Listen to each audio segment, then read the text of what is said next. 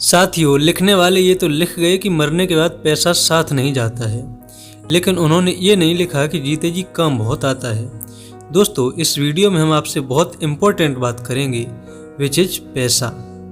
So I request to you कि आप हमारी बातों को ध्यान से समझें और इस वीडियो को पूरा जरूर देखें, क्योंकि इस वीडियो के पूरा होते होते आपकी पैसे से जुड़ी आधी से ज़्यादा समस्या खत्म हो जाएगी। आज इस दुनिया में पैसा कौन नहीं कमाना चाहता। सब चाहते हैं कि मेरे पास खूब दौलत हो जिससे हम अपनी खुशहाल ज़िंदगी जी सकें, और बहुत से लोग ऐसे हैं जो सक्सेस हैं और अच्छा और खुशहाल जीवन व्यतीत कर रहे हैं। पर यह वीडियो उन लोगों के लिए है जो पैसा तो बहुत कमाते हैं, लेकिन जब भी पूछो तो एक ही जवाब होता है कि पैसा कहाँ जाता है समझ नहीं आता। दोस्तों, कहते हैं पैसा सब कुछ तो नहीं, लेकिन पैसे के बिना भी कुछ नहीं। पैसा भगवान तो नहीं है, लेकिन उसका छोटा भाई जरूर है। पैसा सुख नहीं है, लेकिन सुख खरीदने का साधन जरूर है। यह बात तो हम सबको पता है कि बचपन से लेकर जवानी तक हमें यही सिखाया जाता है, स्कूल जाओ और मन लगाकर पढ़ो, अच्छे मार्क्स लाओ।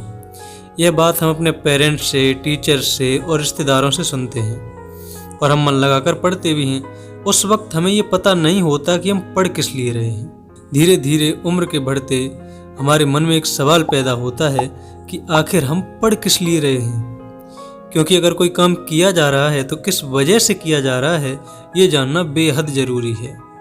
तब हमें समझ आता है कि हम अच्छी पढ़ाई करेंगे तो अच्छी नौकरी करेंगे। अगर हम अच्छी नौकरी करेंगे, अपनी शिक्षा पूरी करने के बाद हम सबसे पहले जॉब ही ढूंढते हैं ना, कि जॉब होगी तो अच्छा पैसा होगा, हम अमीर बन जाएंगे।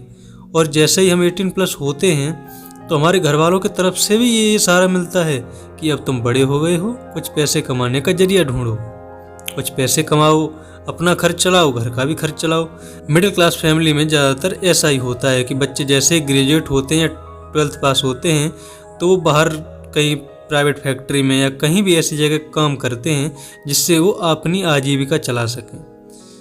बहुत कम बच्चे हैं जो कंपटीशन की तैयारी करते हैं या पढ़ते हैं। मतलब कि एक उम्र तक पहुंचने के बाद ये डिसाइड करो कि अब क्या करना है। साथियों, अब मेरा सवाल आपसे यह है कि अगर आज पढ़ाई का मतलब, जीवन में सफल होने का मतलब ज़्यादा पैसे कमाने से है, तो क्यों न पैसे को अच्छे से मैनेज करने और उसे सहेजने की कला बच्चे को बचपन से ही सिखाई जाए। जी हाँ दोस्तों, बात कुछ अजीब लग सकती है, पर अगर ऐसा हो तो बच्चा बड़ा होकर पैसे को उस समस्या को लेकर कभी नहीं भटकेगा। इसे एज ए सब्जेक्ट पढ़ाया जाए ताकि एक उम्र में बच्चे को पैसे की समस्या को लेकर भटकना न पड़े। देखिए, स्कूल जाना और पढ़ाई करना बहुत ज़रूरी है, अच्छी बात है, लेकिन इससे भी ज़्यादा पैसा कैसे कमाना है, उसे कैसे मैनेज करना है, ये सीखना ज़रूरी है। अब वो कैसे सीखा जा सकता है? वो सिर्फ हम अपने घर पर ही कुछ प्रैक्टिकल और कुछ अनुभवों के साथ सीख सकते हैं।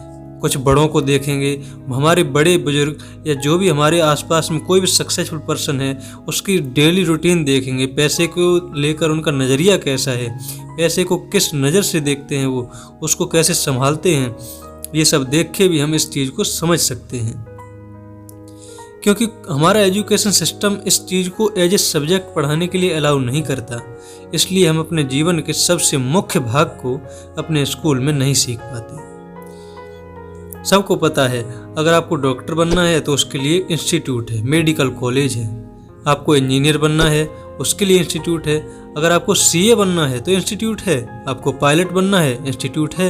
इन सभी जगह आपको विद प्रैक्टिकल सिखाया जाएगा, लेकिन पैसे को कैसे बनाना है, उसे कैसे मैनेज करना है, ये सिखाने के लिए इस दुनिया में कोई इंस्टीट्यूट नहीं है। साथियों, ये खुद सीखना पड़ता है, तपना पड़ता है, तब कहीं आपके पास पैसा आता है। और उसे अच्छे से मैनेज करने की कला तभी आती है जब आप खुद अपनी मेहनत से पैसे को कमाते हैं, और उसको सहेजने की कला अपने आप ही आती है। मान लीजिए, अगर आपके पास बहुत पैसा है, आपके पास किसी रिसोर्स से पैसा ऐसा है कि आपके बड़े बुजुर्गों का पैसा है, आपके पिताजी की दौलत है, या किसी अन्य रास्ते से आ रहा है जिसमें आपकी मेहनत नहीं है, तो आप उस पैसे को कभी सहेज नहीं पाएंगे। आप अच्छे से समझ ही नहीं पाएंगे उस पैसे की कीमत क्या है। कहते हैं इंसान को बस रोटी, कपड़ा और मकान चाहिए, बट मेरे दोस्त, ऐसा नहीं है। इंसान को चाहिए पैसा। वो मांग तो पैसा ही रहा है, लेकिन मांगने का तरीका अलग है। क्योंकि अगर पैसा होगा तो रोटी, कपड़ा, मकान होगा ही। दोस्तों, अगर आप जॉब करते हैं, अगर आप सैलरी पर जॉब करते हैं, तो आप जितना भी पैसा सैलरी से कमाते हैं वो सारा पैसा आपके लिए हुए पिछले कर्जे को चुकाने में निकल जाता है। जैसे ही आपकी सैलरी आती है तो आप अपने काम बाद में करते हैं, लेकिन ली हुई उधारी को पहले चुकाते हैं। इससे न तो आपका पैसा बचता है और न ही इस समय आप अमीर हो रहे होते हैं, और आप मेहनत भी पूरी कर रहे होते हैं। ऐसा नहीं है कि आप मेहनत नहीं कर रहे हैं, इससे बस आपका समय गुजर रहा होता है। मैं उम्मीद करता हूँ आप इन बातों को अच्छे से समझे होंगे। अब अगर आप यहाँ तक आ गए हो तो चैनल को सब्सक्राइब करके बेल आइकन ऑन जरूर कर लें, क्योंकि साथियों पैसे की चर्चा अभी ख़त्म नहीं हुई है। आप वेट कीजिए इसके पार्ट 2 का, जो कि जल्द ही आएगा। तब तक के लिए आप लोग अपना ख्याल रखिए। I wish you all and I love you all.